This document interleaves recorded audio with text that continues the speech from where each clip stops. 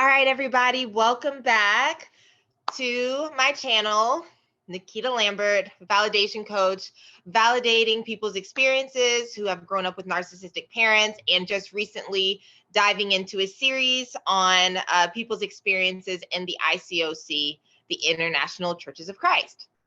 So recently, Asha and I uploaded a video just about the purity culture, dating, marriage, and having kids, all things like that on this channel. And just how much the church has control and influence over that in a lot of really weird and unnecessary ways. And through this series, I've actually been reconnected with a long lost friend. And I won't call him a distant friend. I will literally call him a long lost friend. I won't go into it right now, but you'll hear the story. I'll let him tell the story about how we were friends. And because of the influence of the church, we lost touch for like 10, maybe more years than that. And so, yeah, this is my friend Richard. We have recently reconnected, and long story short, because of the influence of leadership, I just completely stopped talking to him. I know right now this is very, very cryptic, but we're going to fill in all the gaps. So I completely stopped talking to him, and this series has brought us back together.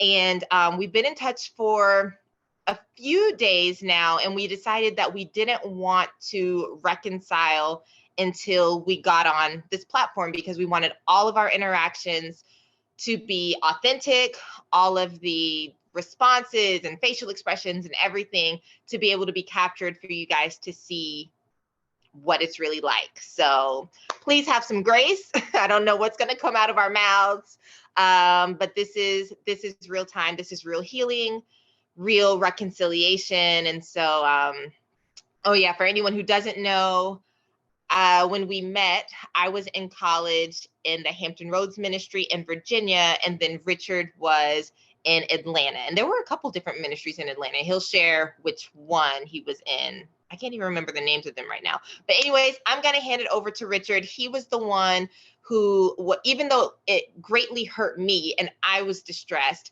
he was most certainly most impacted in this circumstance. He was the victim. And, you know, usually they say the victor writes the story. They get to write history. And even though this is my channel, I wanted Richard to be able to be the one to share his story. So I'm going to hand it over. Richard, could you please tell the people what happened? And this will actually be my first time hearing from him how he perceived the events to go down. So here we go. Wow. All right. So, where do we start in this story? Wherever you think is a good beginning. You can, because you and I met before you and... We know, actually. We all kind of met at the same time. Yeah, we kind of all met at the same time. Wait. Let me add a disclaimer. Okay, so I know everybody's used to on this channel, Asha and I don't usually drop names. But again, we are all about validation and reclaiming power. And Richard has informed me that since I'm not lying and slandering, nothing can happen to me by saying names on here. And he, you know, not out of any malice, but just for holding people accountable and saying what it is, what happened, the actual people who do these kinds of things, to put a face with the name, which is a concept that we talked about in the first video, like who's going to hold these people accountable. So we've decided that in this video, we will share mostly real names. I think he said he does want to keep one person private, but yeah, so don't be shocked when the tea gets real hot and he's dropping real names. So go ahead and get your popcorn if that's the type of spectator you are, but just didn't want you to be surprised when he's coming out with the real deal. But okay, go ahead, Richard. All right. So you and I, you know, again, we met, you know, all at the same time. I came to Hampton Roads for the very first time in 2008. This is how far this goes back. 2008. We're in 2023 now, so that's 15 years ago. And I came with my homeboy. The light For skin guy? yeah. Yeah. I remember his name. Okay, great. So I came with my really, really good friend at the time, and that's how we connected. Like, because you were there, was for the ACR conference, and he was coming up um, to meet this person for the first time. And he asked me to come with him. And I was like, bet, it's a road trip, let's do it. And I remember at the time feeling like, when I was at the conference, feeling like there was a similarity between, once I got around you guys' campus ministry at the time, that there were a lot of similarities between our two ministries. I would later learn that they were not. So I just, it felt familiar. It felt very familiar at the time. And so fast forward, we became friends, and we all kind of became friends, and we stayed in contact long distance, and kind of maintained acquaintance that way. And then 2010, I came back. I came up for Beach Stock. And at the time I was not far off from dating my now ex-girlfriend. And we had the person at the center of this, we had gone on a date.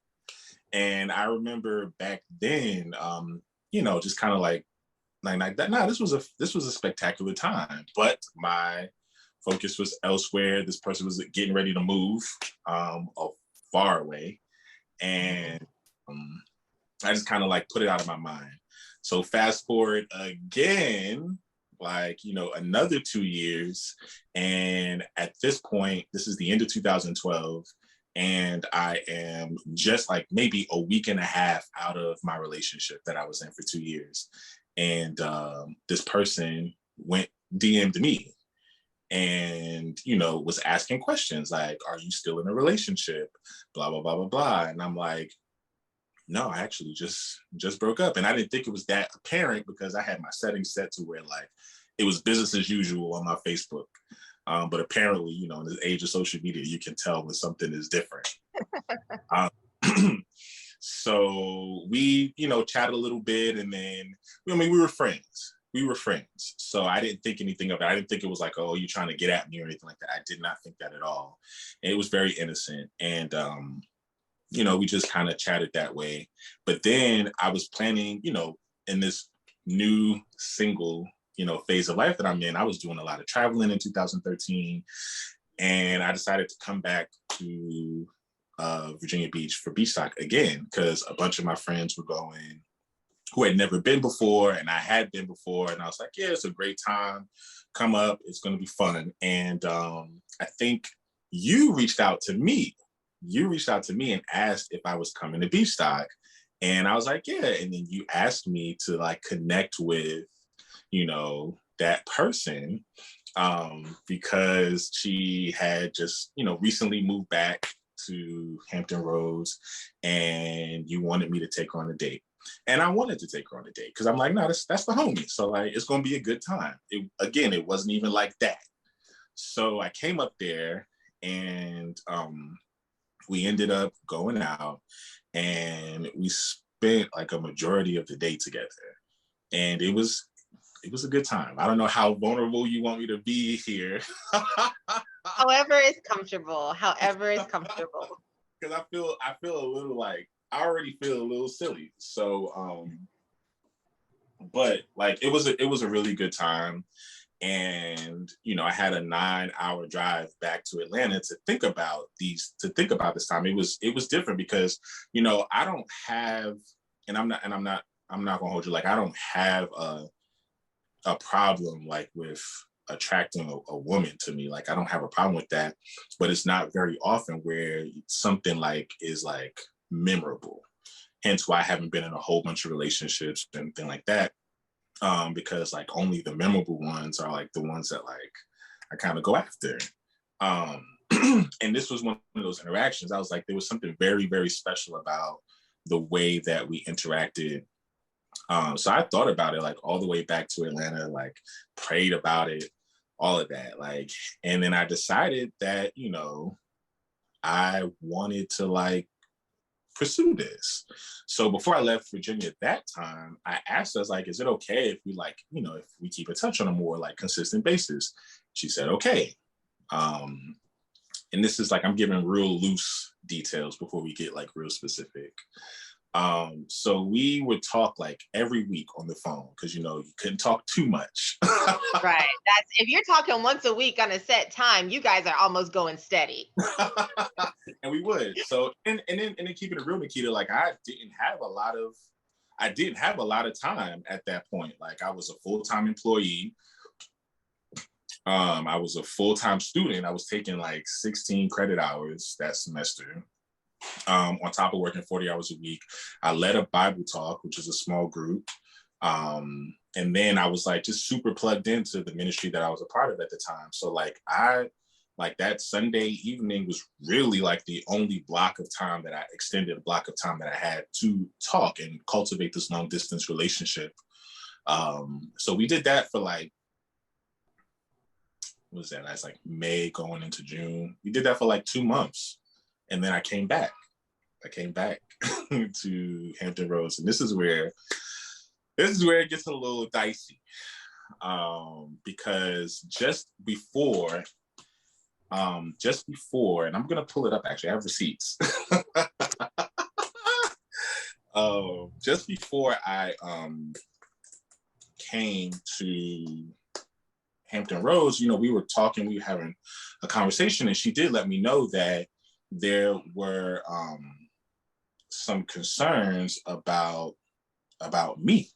Like, and mind you, I haven't even told this girl that I like her. I mean, it's pretty obvious at this point, but I hadn't said anything out of my mouth or anything like that. But she let me know that there were people in her ministry that were concerned about me, and I was completely taken aback because, you know, where I came from, I was pretty clean.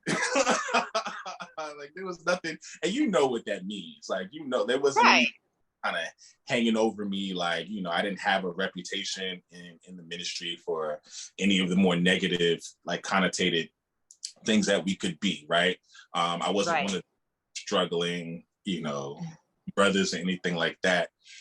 So I was really surprised at how that anybody who didn't even know me could feel any way about anything that I do.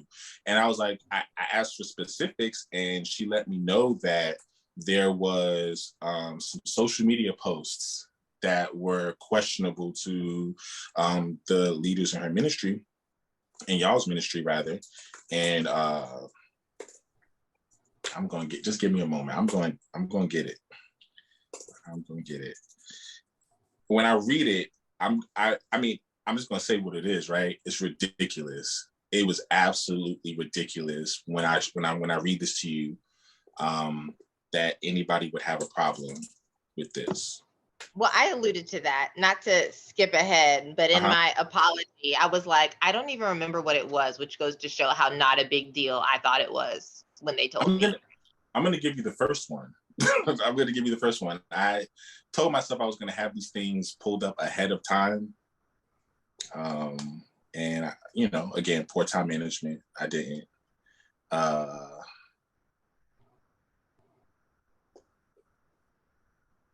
I feel like the fact that Facebook holds on to things is like both a blessing and a curse. Curse, right? Mm-hmm. Thank God I'm not on here like being reckless, because the receipts.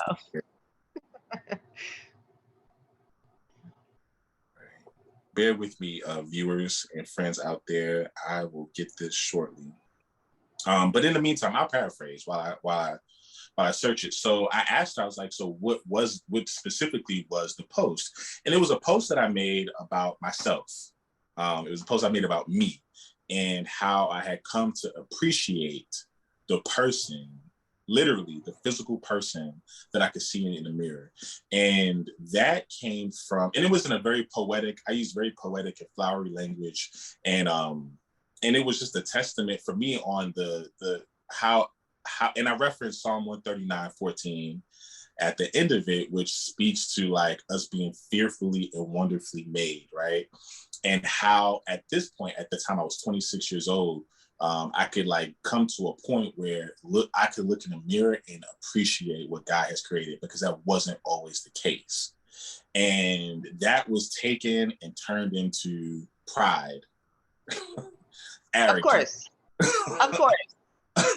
And I think there was maybe another silly post, and then there was the Trayvon Martin verdict had come out around the time that I was preparing to come back to Hampton Roads. But what was focused on, like the emphasis was put on the post I made about myself, because it's prideful and arrogant for learning to love myself and have confidence in what God created, right?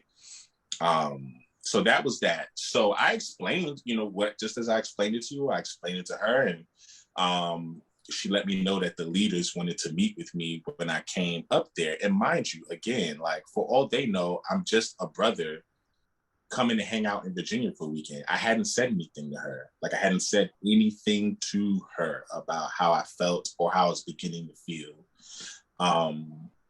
Which gave me some insight, like, because I'm like, someone's been talking about it, like, Nikki.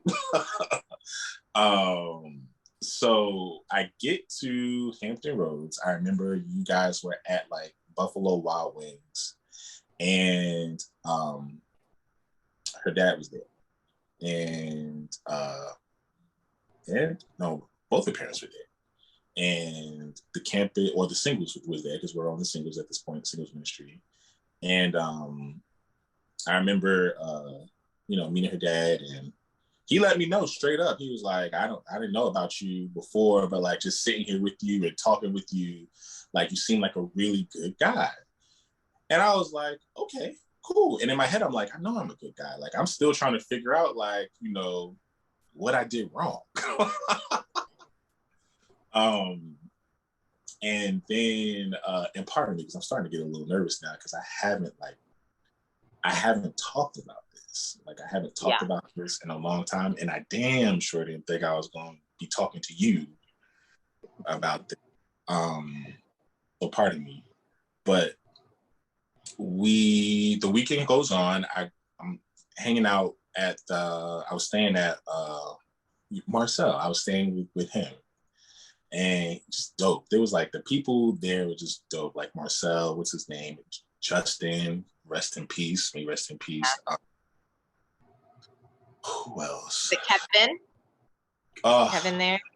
Yes. I haven't spoken to Kevin in a long time. We follow each other on social media, but we don't really interact. But he's just a special person. He's a special person, and I've always had a lot of respect and admiration for him. But yeah, they were like super welcoming. There was an older brother there who was like kind of staying there. He was getting engaged to someone who lived in Atlanta.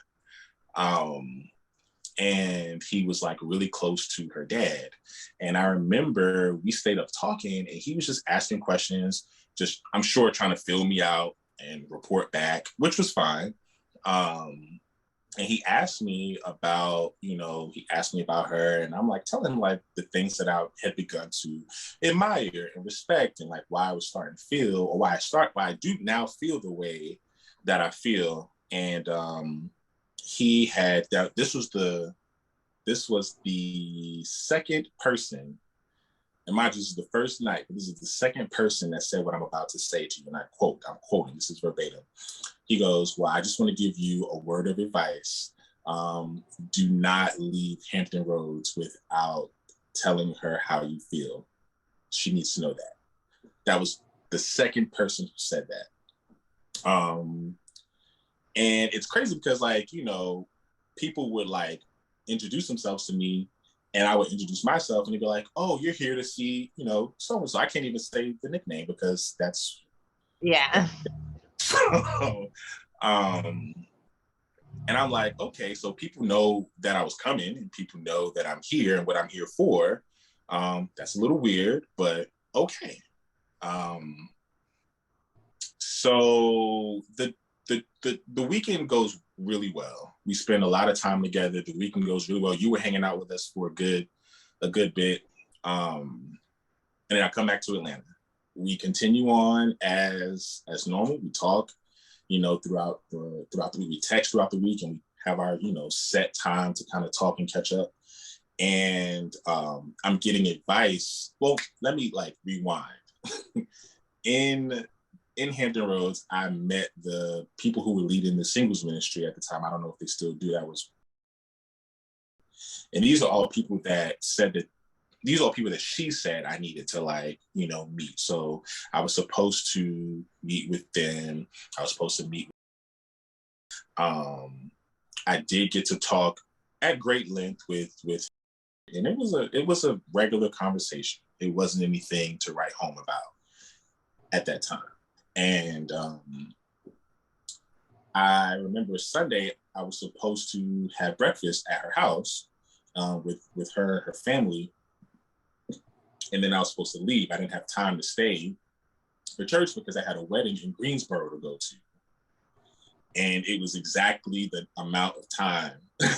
It was exactly the amount of time that I had to get there and get there on time. Mm-hmm. And so I remember we had to go pick up your other friend from, I'm not gonna say her name, but from house. And oh yeah, okay. And I literally, all I did was shake his hand. We exchanged pleasantries, and that was it. Oh, you? Mm-hmm. That was it. We did not have a conversation about anything. We did not talk about anything. There were no questions asked about me. It was literally there to pick up, your other friend, and then we had to go over to. We need names. I know. I've been trying to think of what we can call her. I can't think of any good ones.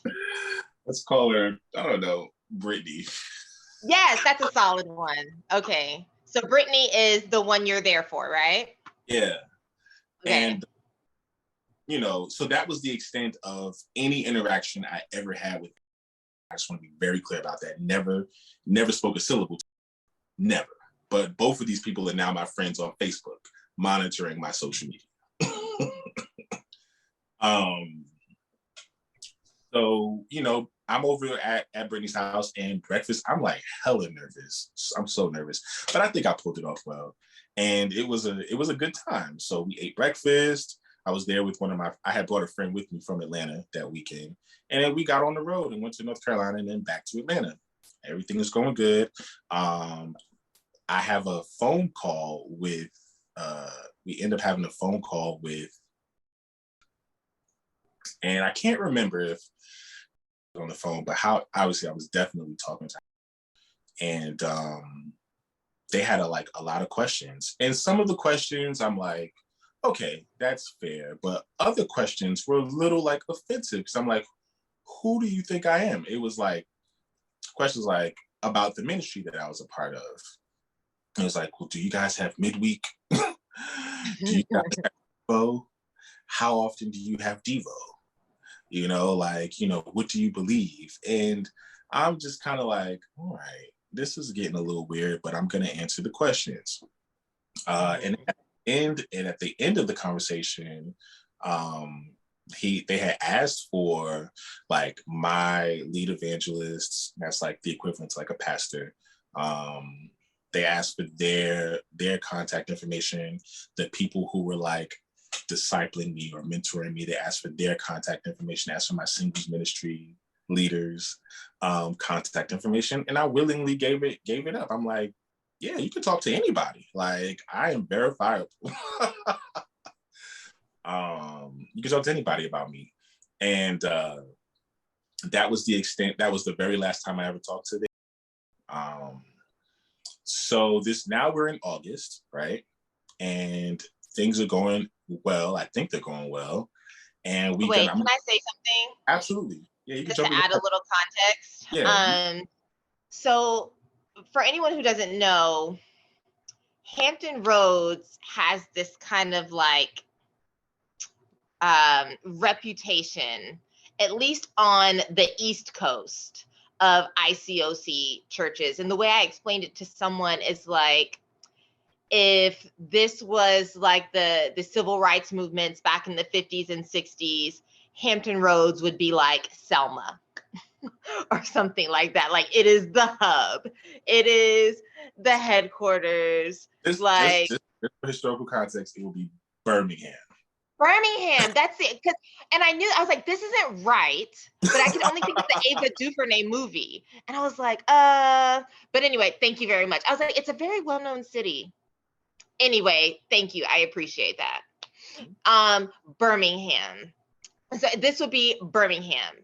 It's the hub, it's the headquarters, it's the worst. But how they will say it and how they've always said it, at least from the time that I came around in 2007, is like, we're the best. We train these leaders. We send them out. We send them here. People come here for ministry training and for exegetical training, and beach stock happens here. And we are so excited that people drive from Canada to come here. No, we would never consider hosting it in Canada. Come here. So yeah, so that's why the questions of like trying to figure out, is your ministry legit? And so even if someone considers moving somewhere else, they want to know, the question they ask is, do you know if that church is doing well? And of course, it's always to their standards. So yeah, for anyone who's missing that kind of context, that's what's happening there when they're asking, like, does your church have midweek and all those other qualifying questions? They're trying to see if where Richard comes is as valid as where, Brittany is. Mm-hmm. I found that status, by the way. Oh, great. So I'm glad I made it a little interjection. So just rewinding to the status, that the initial status that came up in question says, woke up this morning and took a good look in the mirror. I noticed my small, sleepy eyes, my wide nose, my full lips, a face overall that is more filled out than this time last year, my long, lanky limbs, and my beautiful brown skin. This morning, and mostly all mornings, but especially this one, I stand in awe of what God has created. He really pulled off all the stops on me. And you too. Love what God created because you're one of a kind. There's not another you. And then I referenced Psalm 139. 13 through 16. And because I made that post, I was prideful and arrogant and self-centered without ever having a conversation with me.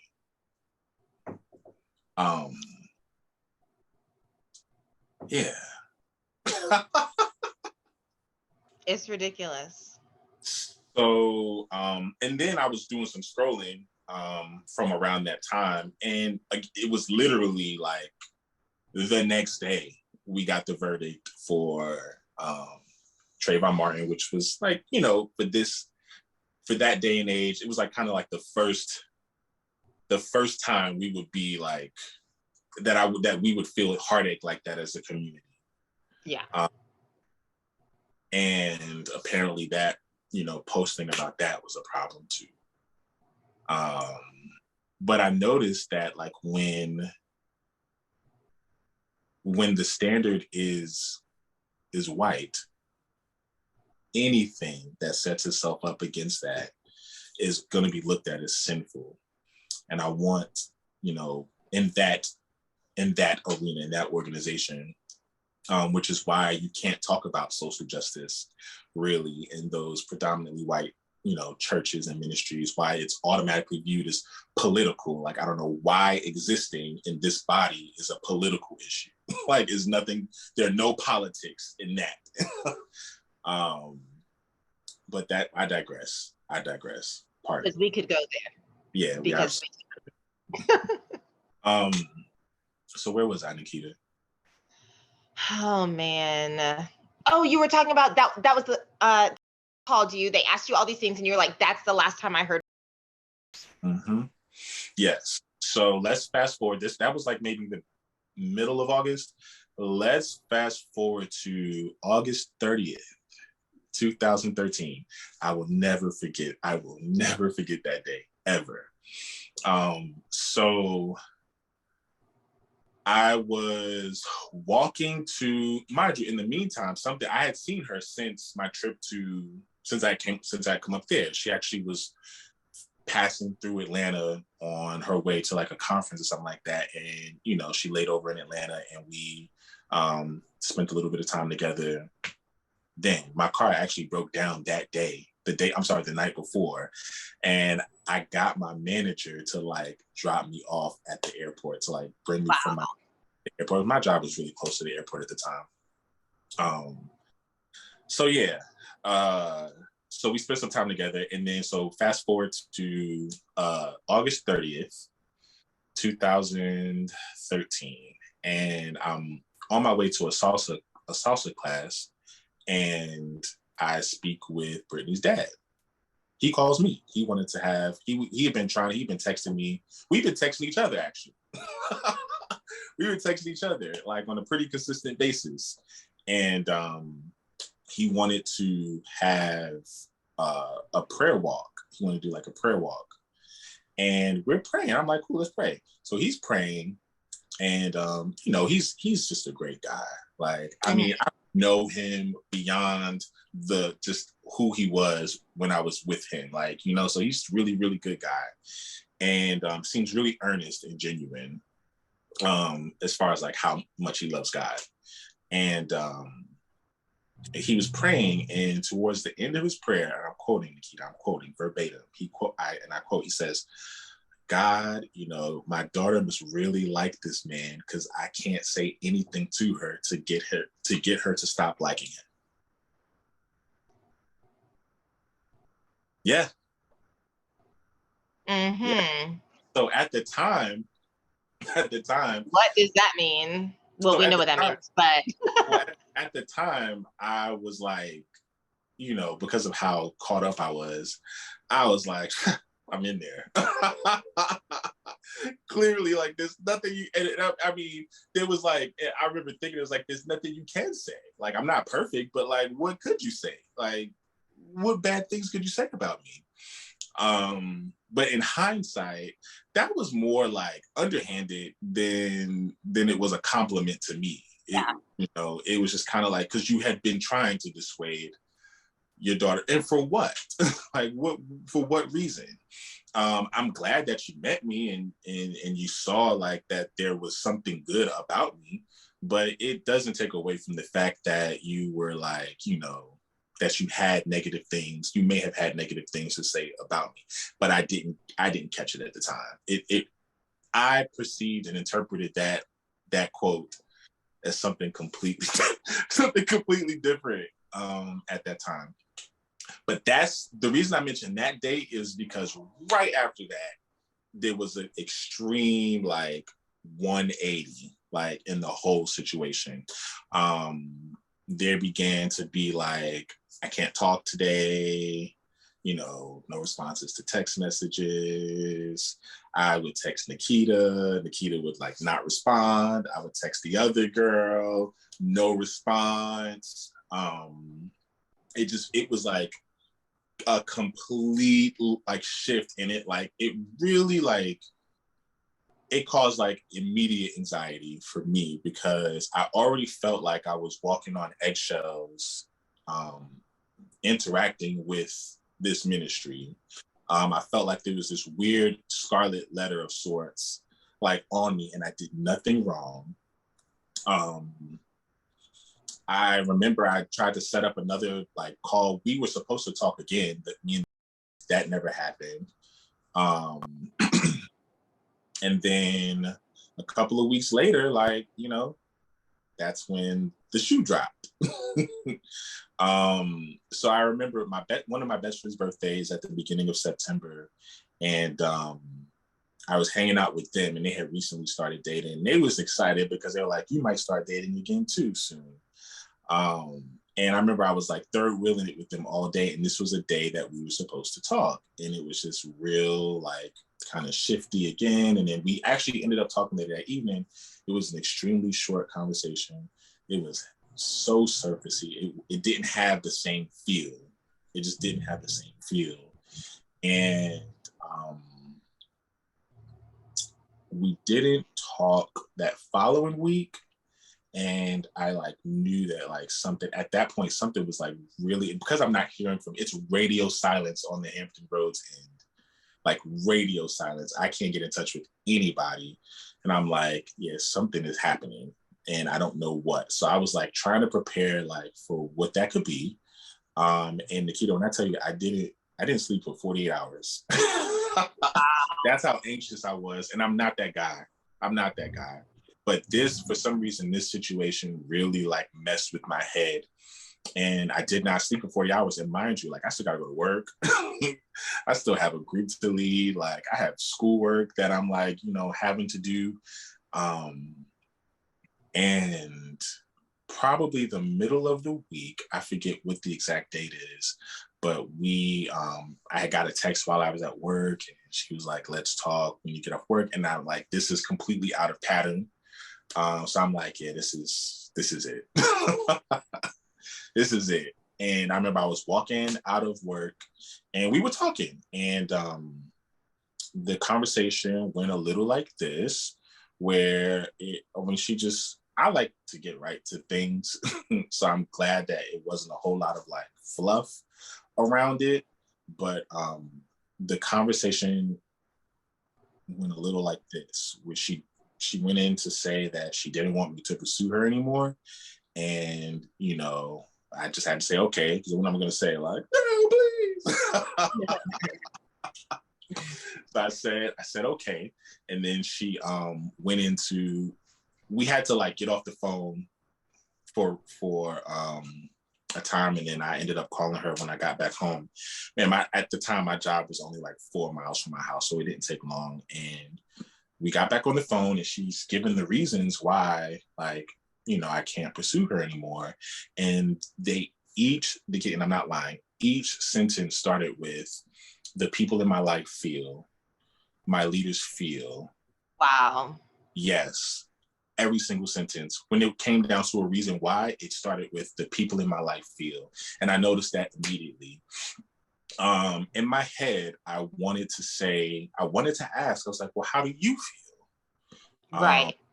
Man, I didn't, because I was scared at this point. Like I was like gripped with like fear of it being taken back a certain way or anything like that. So I just didn't say anything. I did, when she would give certain reasons, I would ask for an example. And I did and she did give me one example, and it was so lame. I'm just gonna call it what it was. We were having a conversation about Bible talk, and I was telling her about a brother that I was really close to at the time, who was really good at giving giving Bible talk messages. And within, I think he was giving me like, some critiques on my message, because he had come to my Bible talk. And I think in the midst of telling her like what the critiques were, I said something along the lines of like, yeah, I know my messages are good, but it was still good to get this like, Oh, you're so prideful. You're so arrogant. Yeah. You are so, how could you be so full of yourself? Yeah, that's exactly what was like said. I was prideful. Yeah. That you could call yourself good, that you can have confidence in anything you do without someone allowing you to have that confidence. How dare you? Mm-hmm.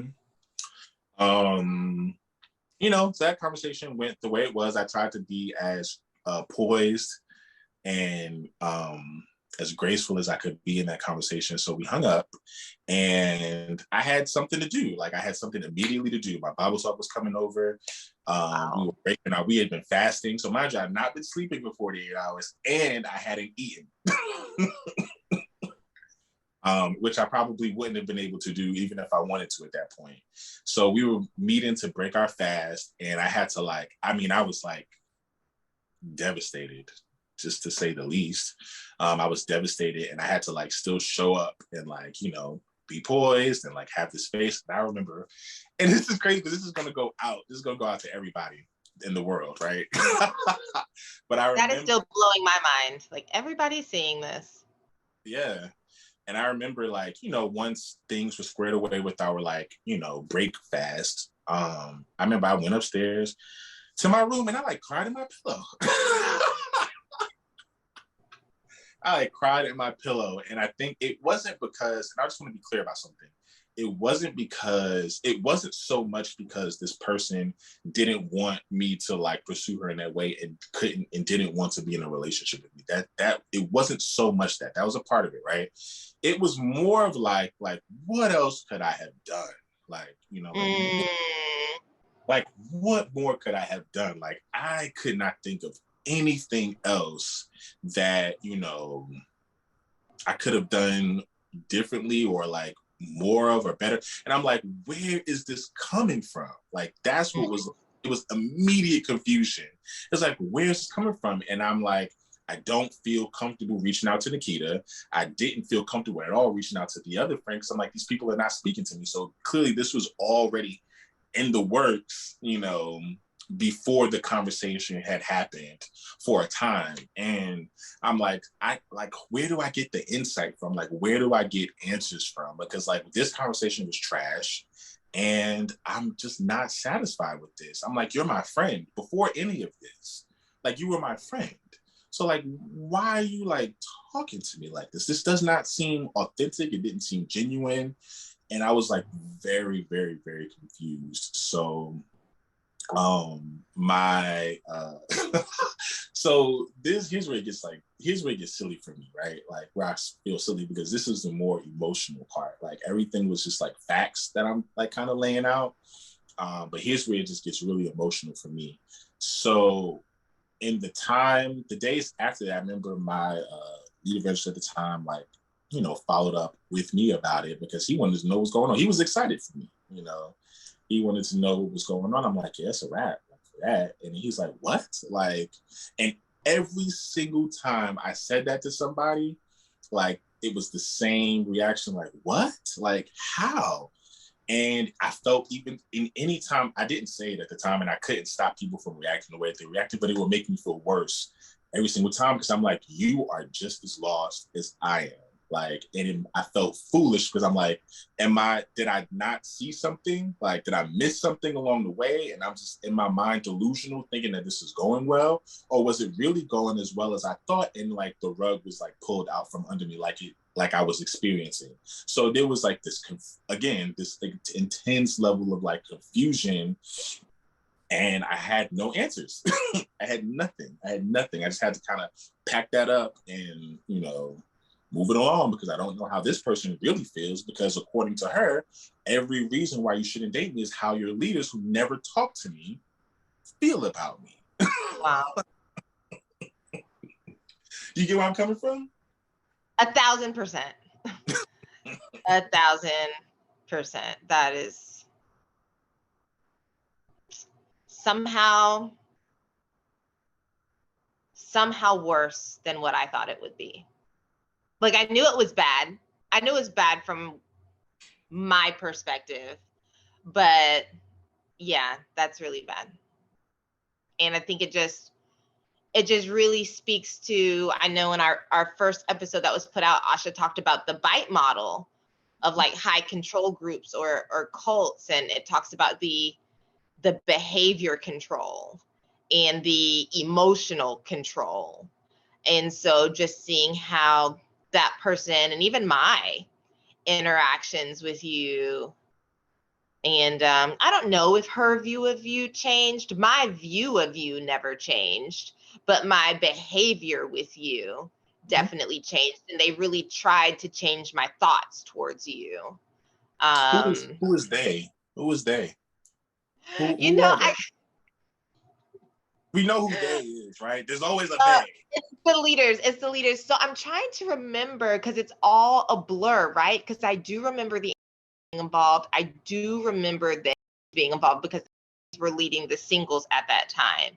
And so I know that Brittany, of course, is meeting with all these people, which is a whole weird thing in itself. Like, not saying that people shouldn't have a community and a village, but like, it doesn't take all that.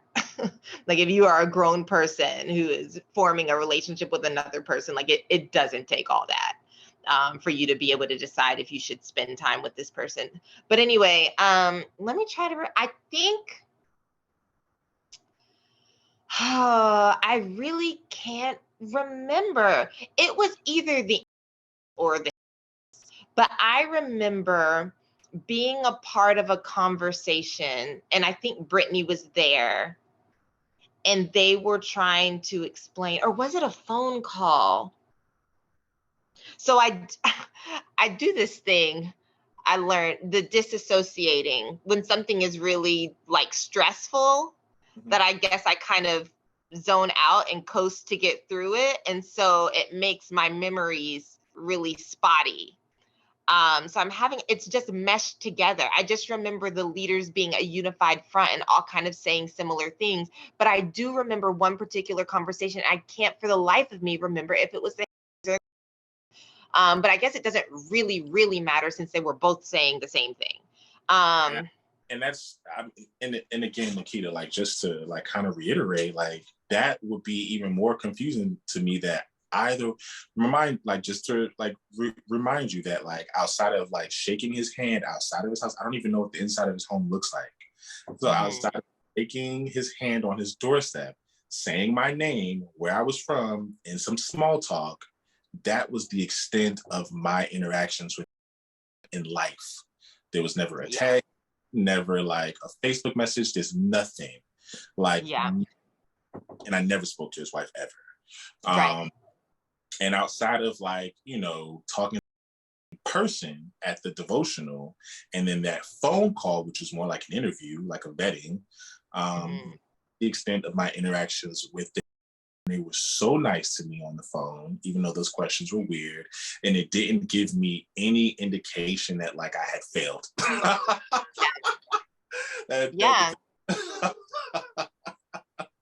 I actually have no doubt, even though I can't say 100% sure, but I'm 98% sure that it came from the top down, and that they probably fine with you, and that it was like, I don't know about that. That seems really prideful. That's really self-absorbed and worldly, talking about his melanin and his full lips. And the Trayvon Martin case, we don't get involved in civilian affairs, which is something they've been saying a lot. And so anyway, the message I remember being in a room with Brittany and the leaders, whichever ones, and them just really breaking down about how you seemed, what did they say?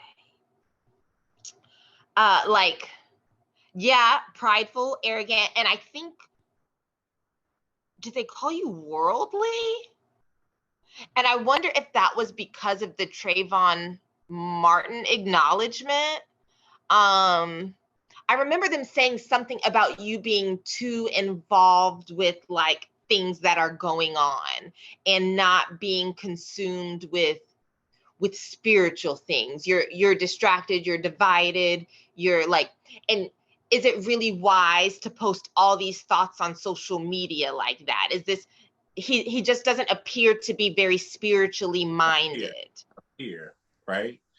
I don't appear to be that way without ever having a conversation. Like, can we just, like, I'm going to keep reiterating that, like, without ever having a conversation with me to know what I feel. And the crazy thing is, well, it's not crazy.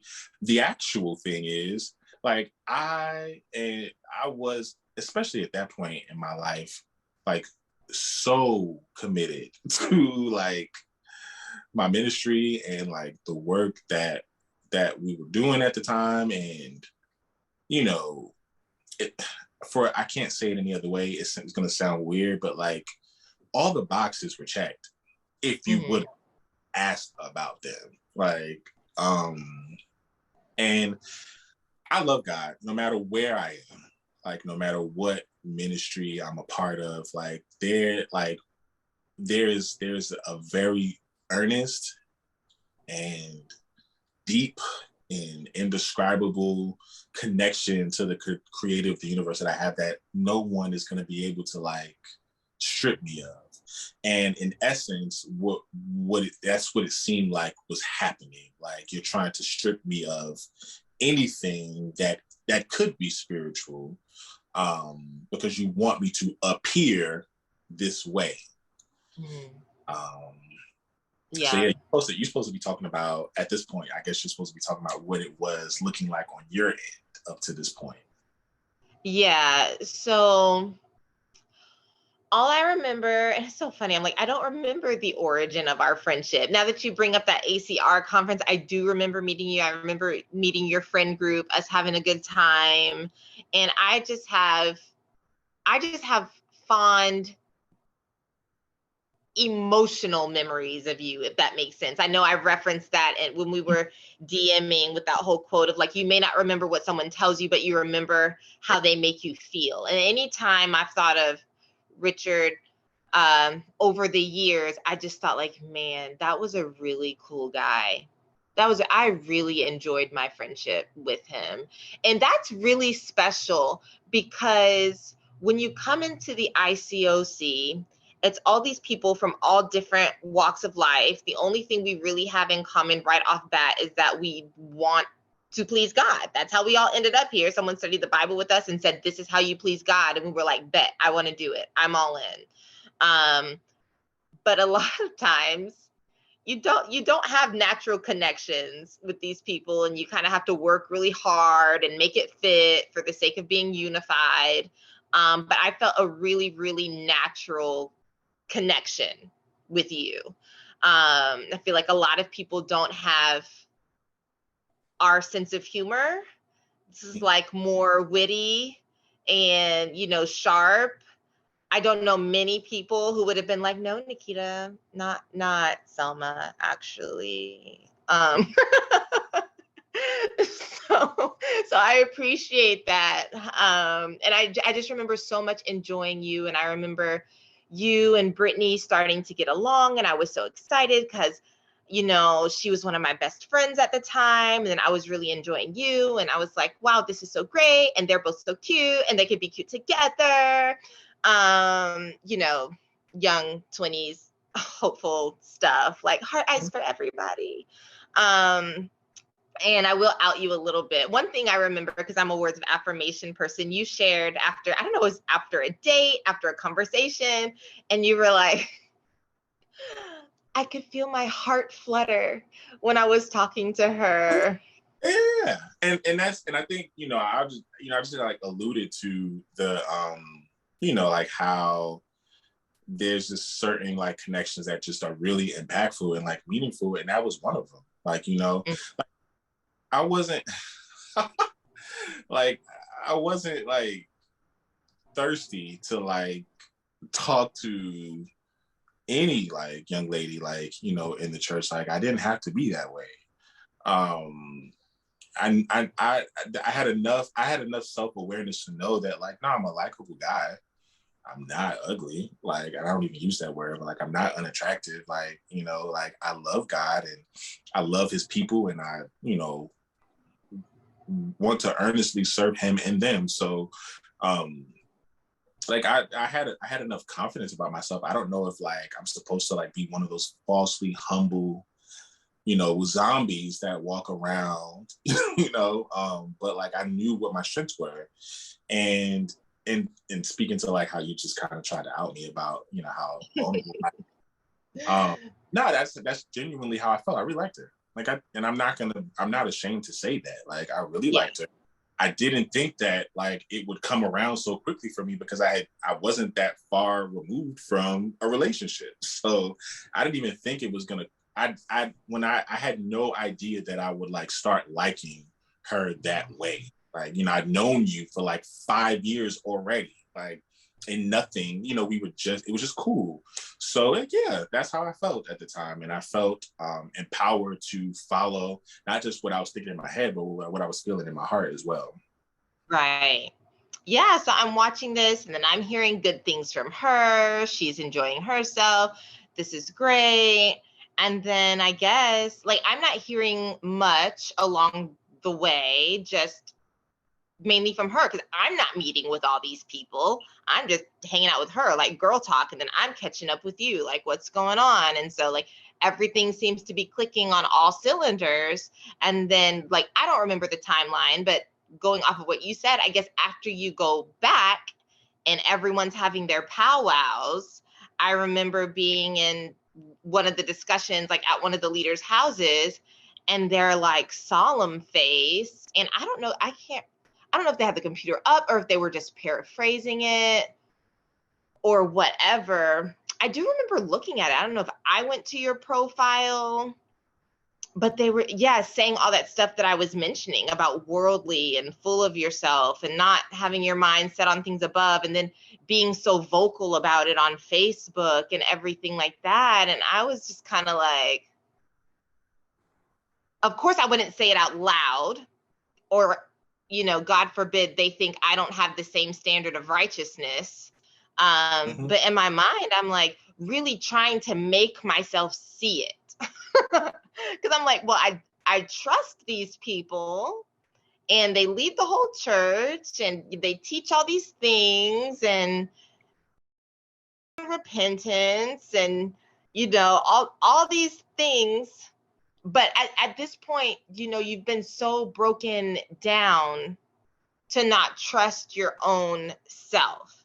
So like what you said about even just coming from another ministry where it's like you check all the boxes, but they're so bent on stripping you of any credibility that you could have.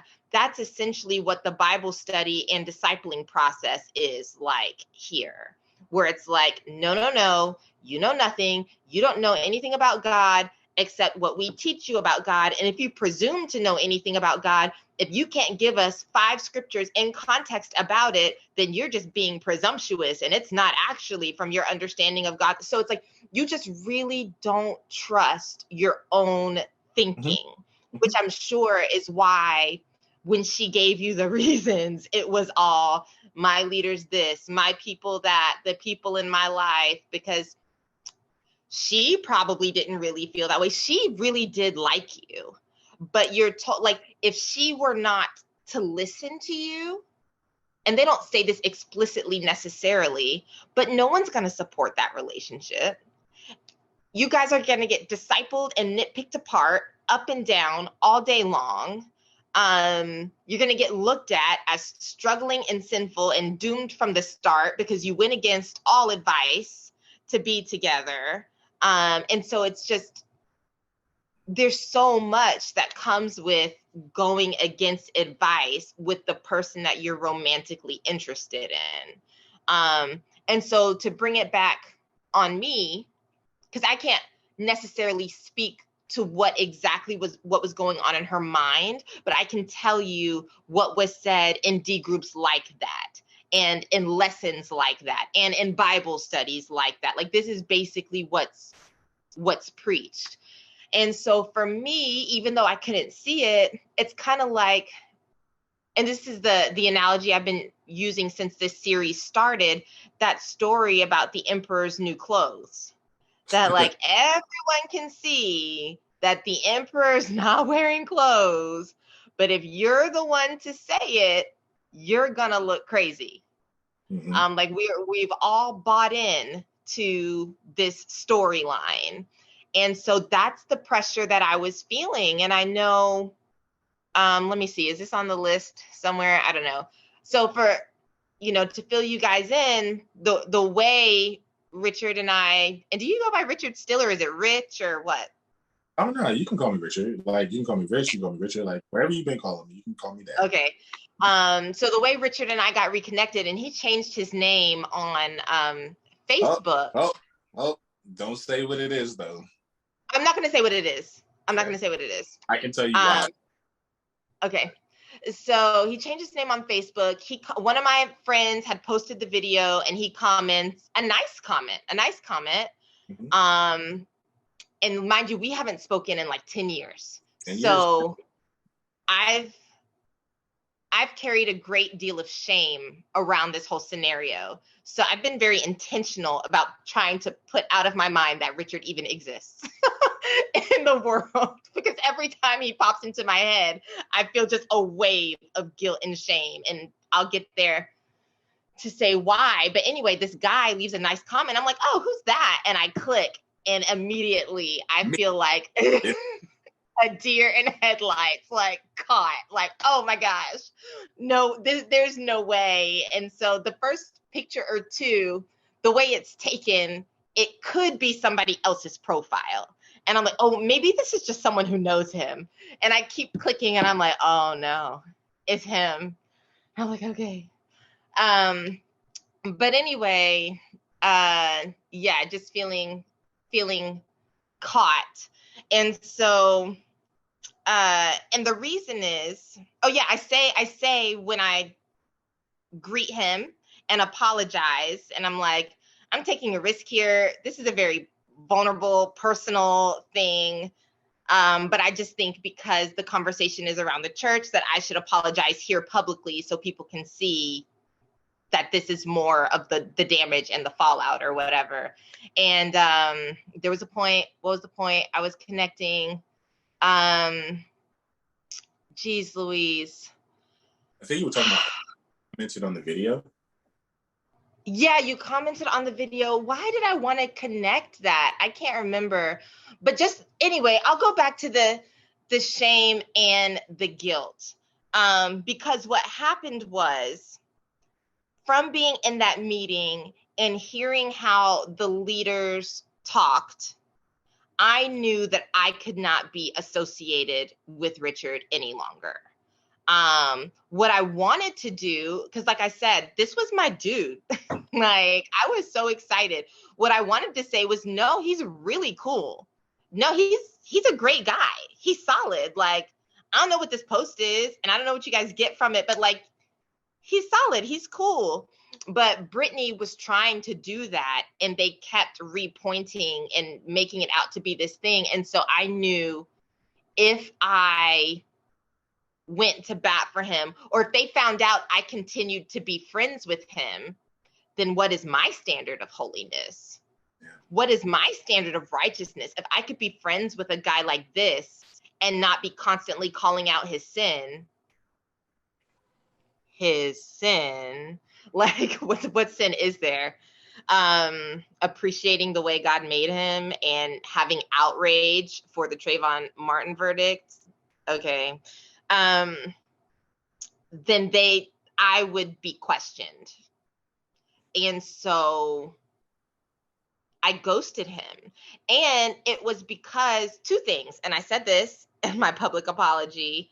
One, I knew it was BS. I knew. And I knew that my role as the friend would be to go back and inform him, hey, I'm so sorry, things didn't work out. Let me tell you why. But I didn't want to tell you why because it was BS. Like, and I couldn't defend it. It would have been like Brittany. Well, the leaders say, and then you would have asked me and I would have like, listen, I don't know. It's like a little kid, like, I don't know. My mom just said I can't come outside and play. Like, that's it. That's what it felt like, Nikita. And that's what it is. And that's that control. That's that cult-like behavior and model that this is what happened, that these are adults, working degreed adults, leading small groups in different states, Bible talks, whatever, but they want to choose if they can be together and it's being policed. Like, what in the world? And what was the second reason why I ghosted you? Do you remember what I said? Should I pull it up? Pull it up. Let's pull it up. Thank you for technology. And no, it's not that I don't remember because it's not sincere. Let's see. I can't even find the post. Here we go. I think this is it. Okay. Oh yeah, that was it. I just explained it. So the first thing, I ghosted because I couldn't explain it because it was ridiculous. And the second reason I ghosted was because I knew if I shared with them that I thought highly of you, that I would be reprimanded. That's the word I use, reprimanded, like a child. And so then that was it. And I don't even remember. if I deleted you off of Facebook No, or if you deleted I, me. I removed you. Oh, okay. I Put me removed out of my misery. everybody from Hampton Roads. Good for And, you. and it wasn't because I did that while I was still very much still a part of, my ministry. Mm-hmm. Because I was angry. It was not because I was angry. It was because I was hurt. Like, I was so hurt. And I had to remove you. Like, I wanted, like, because we were following each other on Facebook, on Instagram. And I'm jumping ahead a little bit in the story, but she would go on to, be with, who she's with now. And I needed to move on. Like, I needed to move on. I'm like, this is like, Nikita, I like for a year, like I cried every day. Wow. And it's just Ooh.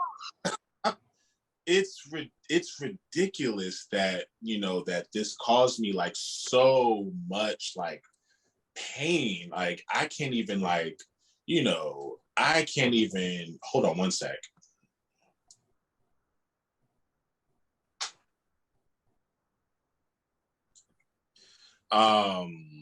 What's going on here?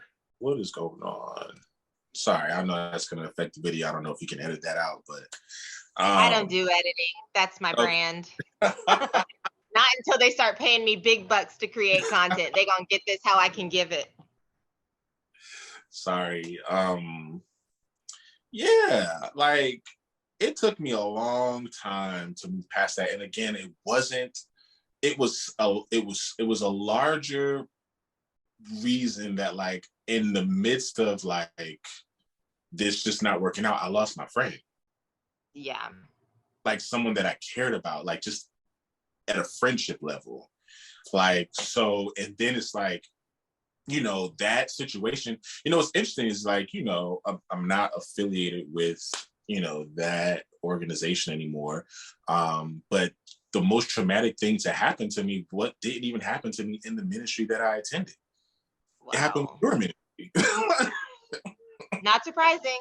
like, oh, like I literally, and it, what I really like give props for in that during that time is for the people who like listen to me like cry about it over and over and over. And there was so much compassion and it was so much empathy for me because like everyone, because I told the truth. I always tell the truth. I told everything from A to Z, and they were like, this doesn't make any sense. This does not make any sense. And I know one of the questions on the docket was like, what did my ministry think about all of this? And my lead evangelist at the time, he actually had my back. He had my back. He actually reached out to the because he didn't understand. He was like, bro, I got sent one of my best people up there. like what is going on? Like, not good enough. Not good enough. They just didn't see. They like no one understood. Like like he even came back to me like confused. He was like, nah, I don't believe any of those things that they say about you. Like anybody can be prideful at any time, but like I wouldn't say that that's a part of who you are. Anyone can come off arrogant at any time, but I wouldn't say that's part of who you are. And the best advice he had, he was like, you gotta watch what you put on social media. That's the best he could do for me. And gosh, it wasn't even bad. Right. Like the best, like, it wasn't like I didn't try to harm anyone's baby. Like I didn't talk about nobody's. Like, so the out of all of that, the best that he could say to me was, I'm sorry that this happened to you. Like, I'm really sorry this happened to you, but you got to watch what you put on social media. And would you know, Nikita, that like after that, like I was just, again, the anxiety that I felt every time I went to post something on social media was like, because at the time they were still following me, like they were still like, and they got like maybe after like 2 or 3 months, I was like, this is ridiculous. Goodbye. I don't even know you. Like, we've never had a conversation. What are you watching my social media for? Goodbye. Mm-hmm. Yeah, I can relate to to that aspect back in, was it 2020 or did I do it in the beginning of 2021? But I got in a lot of trouble because I got really vocal after like George Floyd, Ahmaud Arbery, like where it just seemed like back to back at that point in time. And so I was posting more, and that's uncommon here. And so even people I didn't know, like commenting, saying things, liking or not liking, and it did just become very so anxiety ridden, where it's like even people who were silent, it just made me wonder, like, can they see? What are they saying? What are they thinking? And so I deleted like so many people, because I was like, this is stressful. This is my social media page. So I don't need this. And so, yeah, I can relate to that social media policing. And then it's so funny because people and leaders who never really commented or interacted with my comment were like, I noticed you deleted me. And I was like, yeah, I just want to keep my circle small. Mm-hmm. Like, Mm-hmm. And so. that was a turn for me, Nikita. Like even as part as like just making sure that like the people like if you weren't already following me, like if I have never met you in real life, if we do not have like an actual connection in real life, like you're not coming on my social media. And even if we do have a connection in real life, we still might not end up on there because we know each other in real life. Why do you need to see what's going on the internet? Exactly. I'm the same way now. Yeah. So there was that. What else? Like, what else you want to know? Well, I want to point out the fact, so you touched on this, where people talk about something that people will say is, well, every church has problems. No church is perfect. And it's like, okay, yes, that's true, but every church doesn't have abuse. And so what I'm hearing you say, and what so many people have been coming to me and Asha saying, even people we don't know reaching out with their stories, is how their interactions within this organization, and actually not just with Hampton Roads, all over, that it has created anxiety, that they have physical responses. There's one young woman who was part of the campus ministry, maybe again 10, 15 years ago, and hasn't been a part of the church almost just as long, but recently walked past a building that said Church of Christ and had a physical reaction and started crying. Like these mind games, this stripping you of identity and making you feel inferior and making you beg for approval, and you just take it away at your whim. And making people feel like they're inferior and you have control over their well-being, like it really messes with people and hurts people. And that's what I'm hearing you say, that you were so impacted. And yeah, or even, again, you're clearly made out worse and then in this instance, but that the type of rift that was put between us, even in our friendship, that when I saw you, I was like, oh, this is awkward. Like, and it's a computer screen. You're not even there. But that whole thing, and I really had to gather myself and take deep breath and center, even just to approach you and address what happened. So yeah, for people to hear, like, it's not just, oh, your feelings got hurt. Oh, you didn't get to date who you liked. Oh, somebody gave you some advice. You should have just, whatever you could say. People say the most insensitive things, I think, from a place of, one, arrogance, and two, just ignorance, not in a mean way, but literally just not knowing about the impact of trauma and abuse and manipulation and control. But this is the impact that it's having on people. Mm-hmm. And I can't overstate enough that, like, it was not about not getting the date, because like that was not going to be a problem for me one way or the other. Like, I love how confident you are. But it's like how I was handled and reduced to like, yeah, I mean, it like really it uprooted my self-esteem. Like it was just self-esteem that I worked so hard to build. it just kind of single-handedly like uprooted that. I was questioning myself so much, like about everything I did. I started second guessing myself. Because I felt like I was like, well, maybe, my people, they just can't see it. Yeah. And it took a long time to like snap back. Like it really did. And, I just really have to like shout out the people who were like, who knew the situation and were willing to like, mourn with me and like encourage me and like really like pour into me during that time, because, it could have just been business as usual for everybody. Like, oh, this didn't work out. It's not that deep, but I think they were like, my people saw that I was visibly shaken by that. And I'm so grateful that like, those people helped like kind of love me like back to life when it comes to how that situation, played out. So how did you bounce back? Was it a like time heals all wounds kind of situation? Not that they're all, 1,000% buried, as you talk about even the things that come up in this conversation, but like, how did you kind of come back to life and move forward? What was that process like for you? Slow. It was slow because I'm a man that's like, first of all, super in touch with like how he feels. And super like, connected to like his emotions. And, there was a part of me that was like, just this, I'm also a super like logical person. So like immediately I wanted to make sense of the situation. I wanted it to make sense so that I could compartmentalize it and put it away. Yeah, there was no sense. And it was nonsensical. Like I couldn't grasp it. And, there was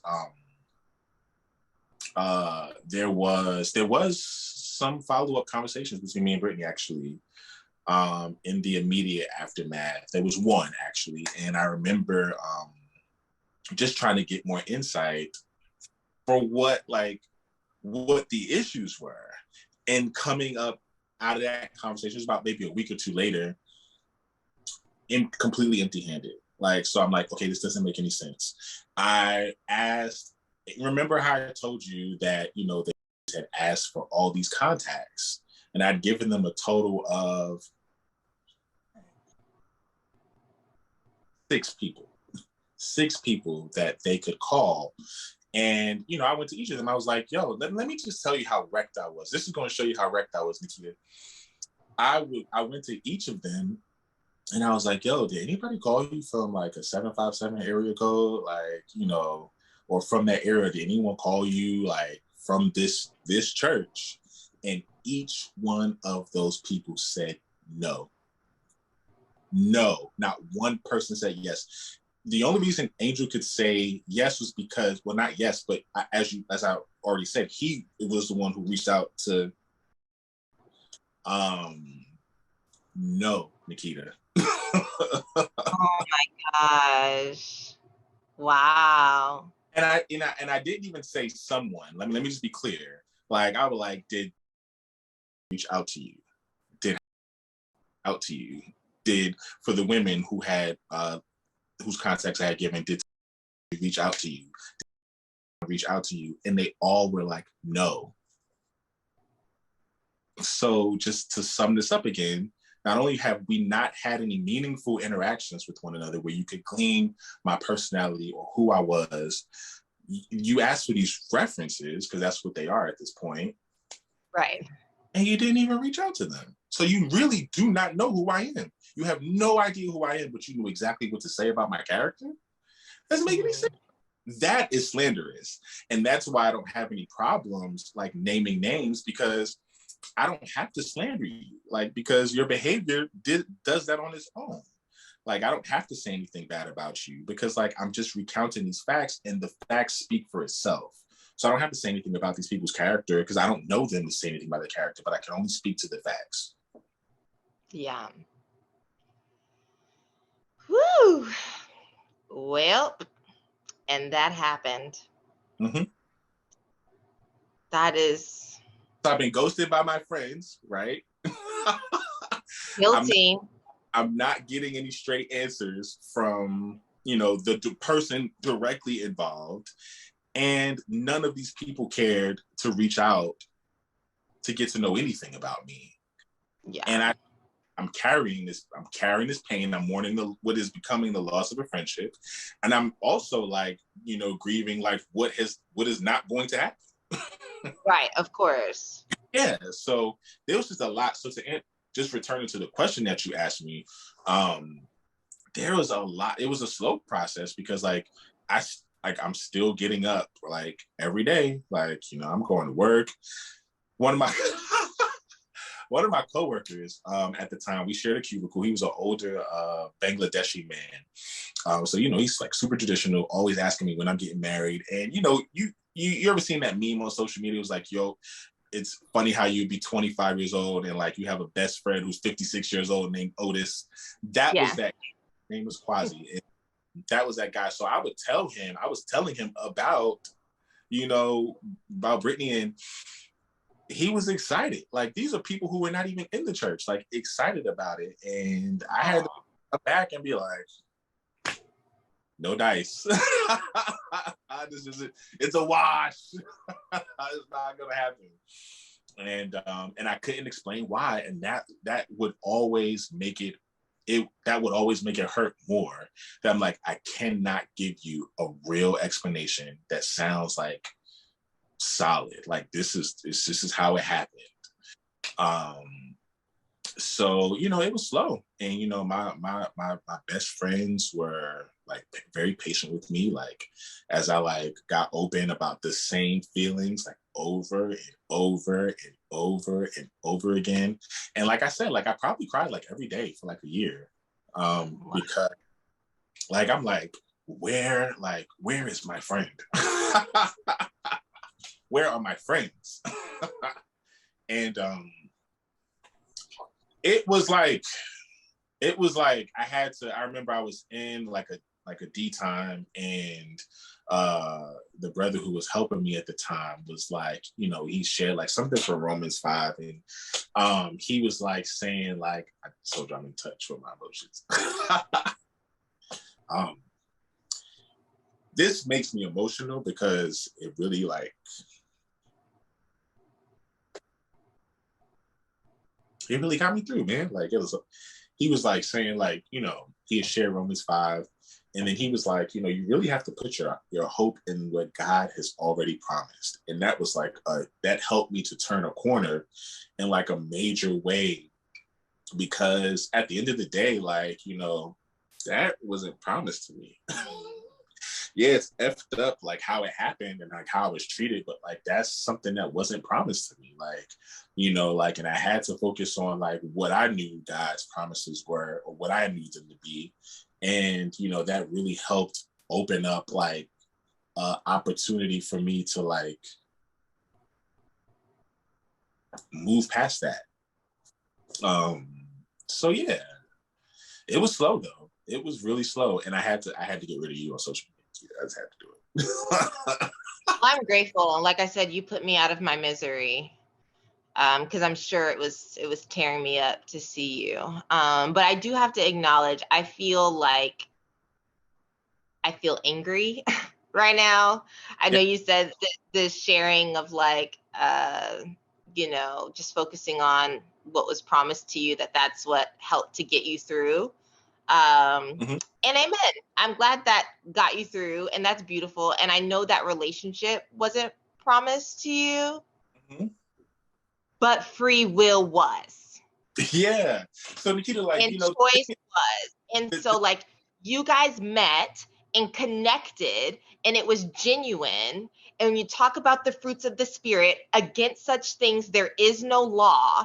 And here come these people asserting their control, putting law into it, misreading, even though to the pure all things are pure. And you quoted a scripture talking about how you appreciated what God made because it was not that way before. And they want to preach that repentance brings times of refreshing. And so here you are, refreshed, and sharing that, and to show that you're not even sorry, I'm upset, to share that you're not even just wanting that or sharing that for you, but you end it with, I hope that you can see that you are one of a kind, literally sharing the good news on Facebook, turning it toward other people for them to look at what God has done in their lives.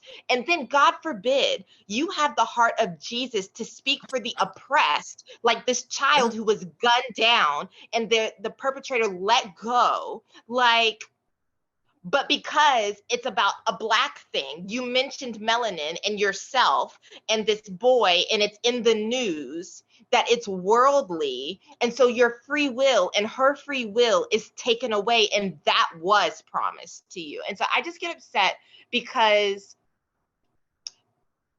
this organization and the control literally has powerful impact and influence over people's lives. And I've been coming to terms over the past few days, like since the video has launched, because I'm realizing I've processed a lot of this intellectually, but not necessarily emotionally. And so just realizing what big impact that some of the poor advice I had been given over the years, like of people like I went to, and certain things were their specialty, it was their profession, but I asked them certain questions and they attribute it to sin. And so instead of getting the help that I need right away, like I'm jacked up for years until I actually go and get help. And I'm like, those years that I was impacted and not getting help, I can't get that back. And you are happy, living your best life from what we've, seen and communicated so far. Brittany seems great, but what if it would have been you too? And we will never know, and we can't get that back. And so that just makes me, not that it's something I'm going to stew over, we let it go, like what's meant for us is meant for us, and God is great at making things beautiful in his time, and we heal and whatever, but that's like a cop out to not holding them accountable for what they did or could have actually robbed us of. So that is I agree with all of that. Like that perspective is spot on. But I think that, when I mentioned that scripture, it was just for me to like,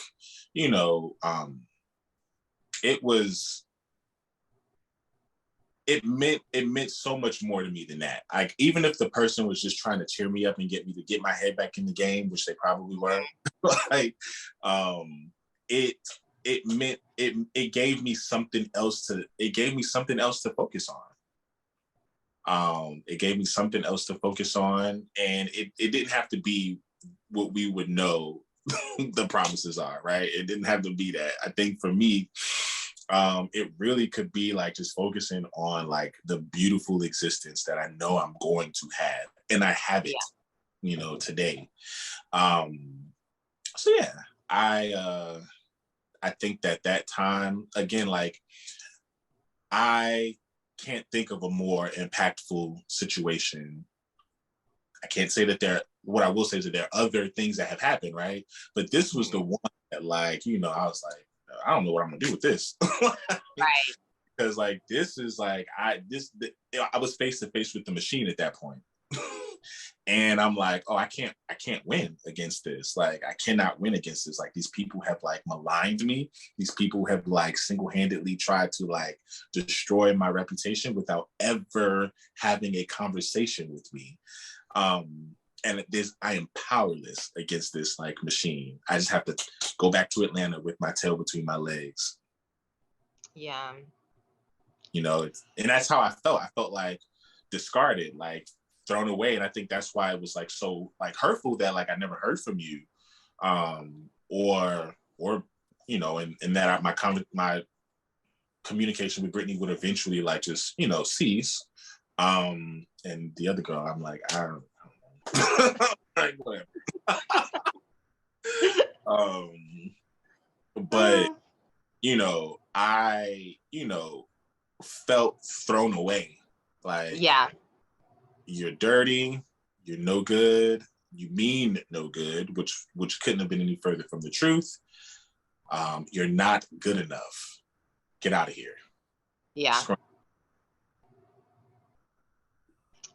Yeah. I mean, that was essentially the message. So it's unfortunate. And I think this is something that happens not necessarily just in the relationship realm, even in like, do people meet or match up with the studying the Bible and repentance standards, like where people can just kind of be cut off, or if they leave the church or whatever. And so now it's just, which I think is why we wanted to have this conversation here, so people can see what it's like to come face to face with someone that you do that to. Like, these people have lives, they have feelings. So I know I described what it was like for me seeing your comment and then putting a face to the new name. But what was it like for you? Because my last name has changed since you knew me. Yep. And I didn't put my name in the title. And my picture is not the thumbnail for the video. So what was it like for you when you click on this video, which I don't even know how you got it, and you see it was me? So let me address how I got the video, right? Okay. Plays into like how long lasting the trauma from that situation was. This I'm on social media, I'm friends with and I've only in person have met maybe once or twice. And the first time I met her, well, the only time I can remember actually, was at a birthday party in Atlanta for a friend of mine who was in my singles ministry. I don't know what they were doing in Atlanta, because as far as I knew, like, if you come to Atlanta, you go to the other church. You don't come to ours. Like, we're legitimate. But I remember she was at the birthday party and she introduced herself to me. And I was like, yeah, where you from? And she was like, I'm from Hampton Roads. Immediately I seized. Immediately. On the inside. I think on the outside I still like remain poised, but immediately I was like anxious. And this is, to give you the year, this is 2016. So this situation happened in 2013. And it's 2016, and she mentioned that she was from she wasn't from Hampton Roads. She was living in like Northern Virginia at the time, but she had been a part of the Hampton Roads church. And or maybe she was from maybe she was from Northern Virginia, but was like, whatever. That's where she was from. Or where she said she was from. And I remember after that, like we had, had some small talk. And then after that, I remember like going around the party, making sure that everything like looked good, like that there wasn't anything like out of order, that nothing can be taken back. And that I cared a lot about couldn't be maligned, and these people that I care a lot about couldn't be maligned. And I look back on that time and it makes me sick, because I'm like, I should not have felt that way. She's a sweetheart. Like, she's so sweet. She's so cool. And I know that she no longer attends, to my knowledge. And that's how I got the video, because I'm friends with her and she shared someone else's post who shared your video. So I think it's Asha's face who's in the thumbnail. And I just wanted to see what it was. 3:00 in the morning. I was wide awake. And a jump scare at 3:00 in the morning. It was 3 a.m. I was wide awake and I clicked on the video. And the first thing I noticed was that it was 3 hours long. And I was like, I don't think I'm gonna watch this, because my attention span won't let me. I don't even like podcasts that are longer than like 45 minutes to an hour. I was like, I'll probably watch like 20 minutes of this and I'll be done with it. But within the first 5 minutes, I see your face. And I'm like, what the hell is going on? What is going on? So now I'm intrigued, because I'm like, not Nikita. Not Nikita. Like it wouldn't even be because I feel like that place cranks out robots. I thought you were one of them. I'm like, I don't think you're ever gonna leave this place. Like, I don't think you're ever gonna not be one of them. So it was just shock. So now I'm like, I have no popcorn, but I'm eating the proverbial popcorn. I'm like, I want to know what happened. I want the lowdown. I want the 411. I want to see what happened with Nikita. And I was watching the video, and of course, like I have relative experience, so there were things that I like, even if I couldn't, exactly relate to, I could empathize with how they made you and Asha feel. I will go ahead and say that like the ministry that I was a part of was not on that level. Not on that level. I actually came back from that situation, with so much more grace and empathy for the people around me. And when people would like, because I was a small group leader, so like when people would get to like complaining and whatnot, this may sound bad, but I'd be like, look, it can be so much worse for you. That's what I was saying. That's what I was saying in my head, but I would like, it could be so much worse for you. Like, chill out. Like, chill. We actually have it pretty good here. That's a effed up thing to say. Like, you're part of an organization. You're like, yeah, you could be getting abused worse than this. Like,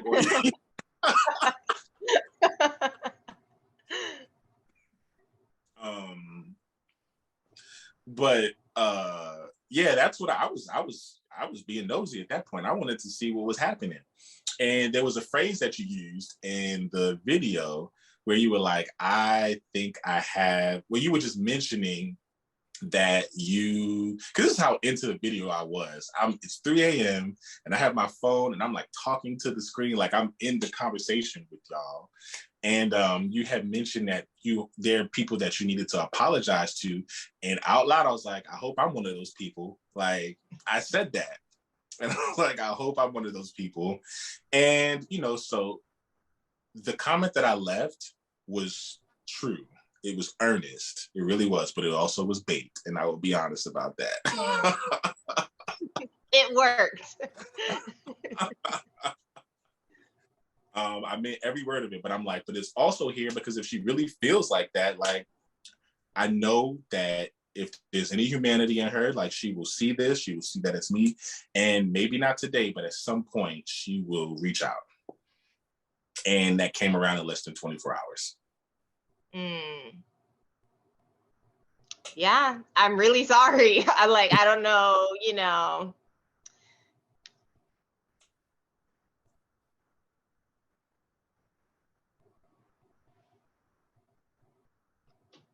Oh no. Don't cry.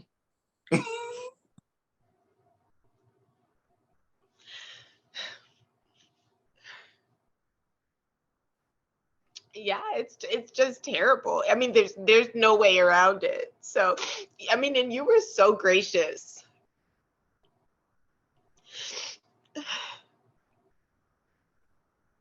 It just is like, it's heartless, you have these standards, these man-made standards that you are convinced are from God himself. And just to even show you how much I had drank the Kool-Aid, like how much my mind had been warped. Like, I was going through Facebook Messenger correspondence with myself and an old leader I used to train under, just to, more content and research. Like, ooh, let's go back into the crib. Like, I'm not even Facebook friends with this woman anymore, but I was like, let's go see what's there.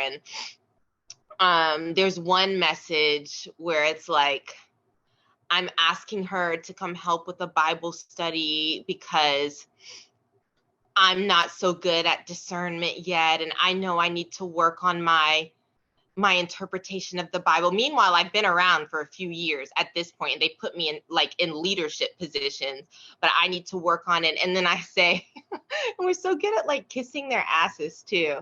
Well, I can't wait for you to join us tonight and for me to see what the Spirit helps you discern, or something like that. Right, with like a heart emoji or something like that. But like, I can't possibly lead this particular Bible study or answer this question or speak to this. Like, I must yield to your infinite wisdom and in the relationship you have with the Holy Spirit, and the Spirit's going to help you discern, and all of that to say that like that thinking, that programming is what leads you to following blindly when you know a person and you have a relationship with a person and the leaders come in and say, don't you see this? Don't you see how sinful and prideful this is? And it's like literally like squinting and turning your head like, I gotta see it. Like if they're saying it must be true. And just so many people get hurt in the process. But yeah, when I saw it was you, I knew. I was like, I gotta put my big girl pants on. Like, here he is. He has seen my face. He has found me, whether he meant to or not. And it's time. Like, I'm not part of that system anymore, and it's time to own up. And I'm just so grateful that you even responded at all. So I was taking a huge risk doing it publicly. And I know when you responded, you were like, oh, I had to write and delete this a few times. And I respect that and I understand that. But when I responded and I was like, your silence had me shook. Why? There was a glitch in that because the timestamp, like by the time I responded, the timestamp said like 18 hours or something like that. But I had saw the initial GIF that you seen, like when you, like I got the notification for it and it was just the yikes, like kind of, GIF, and that was it. So I was just kind of like, is this yikes? No! Yeah. Oh my gosh, that's terrible. Yeah, it was just a glitch because initially that's all I could see. And I'm like, is this yikes? Like, yikes, you know what's up? Or like, yikes, I didn't mean to like, do this to you. This is my way of saying sorry. So I like, because I was sitting in a drive-through getting some food when I just saw the GIF, and I was like, okay, we'll have to put that aside for another time. And then when I got back home later that night, that's when I saw the comment. Okay. Like that comment and the GIF. At first, it was just so that's why I was silent at first, because I didn't see the comment until hours later. And me retyping it, it wasn't like I didn't have there was no animosity, like zero animosity toward in that moment. I had like long since like, not put it behind me, but moved on from it. Is nothing any one of us can do about the situation at this point. So he being angry at you would be what? It would mean what? It would do what? Nothing. So, I know enough to know that it was some bullshit, and it was because of where we were at the time. And I couldn't do anything else. And I mean, I was happy that you responded to my initial like baiting comment. I was happy that I was like, all right, like, I'm ready to talk. Like, I'm ready to talk when you are. So like, and you happen to be ready to talk. So here we are. I had no recourse not to be gracious. I had no recourse not to like be friendly about it, because I'm like, it's done. Like, we can laugh about this now, like, or cry about it. Like, but it's not. I'm not in that. I don't think I could have. This would have been a much more intense conversation if we had it 10 years ago. Oh, yeah. Or 9 or 8 years ago. So the time is right. The time is right. Mm-hmm. Yeah. So I know in your response, you said thank you for, my apology. And then you mentioned that it was like a weighty thank you. Weighted. So weighted.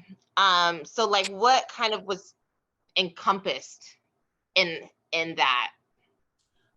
Relief is a part of that. It wasn't just thank you for,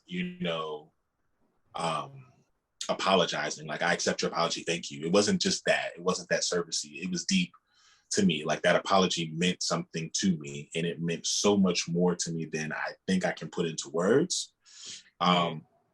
You know, in my comment, I mentioned that like that situation caused me a great deal of like pain and confusion, which I think I've clearly like delineated throughout our time conversation. Like it was painful and it was confusing. And, you know, you like just kind of like disappearing on me and the other girl disappearing and everyone just kind of like, you know, closing rank confused me. So you circling back after 10 years when you didn't have to do that, it meant a lot to me. So that thank you encompasses that. That thank you encompasses the appreciation for you wanting to like make this right with us, and for you wanting to hear my side, and you opening up your platform, being willing to open up your platform so that we could talk and that I could get some insight from the other side. You got to remember that for 10 years, I'm only talking to people who weren't a part of the situation. Like just you know, just as a place of solace and comfort. So like to actually be able to talk to someone from the other side and have a real conversation about it, that means a lot to me. So yes, thank you. It's a weighted thank you. Yeah. Yeah, I'm grateful even that you wanted to do this on the channel for people to see. And that is something that I wanted to say, that the purpose of this series, it is not to attack. It is not to convince people to leave.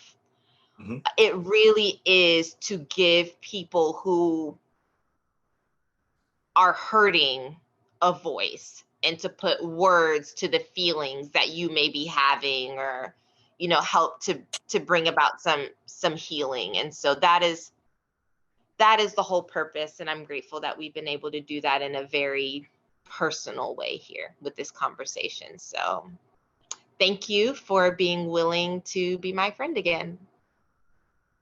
You got it. So, all right, guys, if you're not already subscribed, please go ahead and hit the subscribe button, turn on the notifications, because we don't necessarily drop videos at regular intervals. And I don't want you to miss the next time one is released. We're going to be continuing this conversation, just tackling different aspects of the ICOC, the International Churches of Christ. And if you have any stories, because we do know that people's experiences are different from person to person, but then also from church to church, feel free to email me at hello@nikitalambert.com. And if you're interested in coming and speaking, you can also reach out and let me know there. So we look forward to staying in touch and continuing this conversation.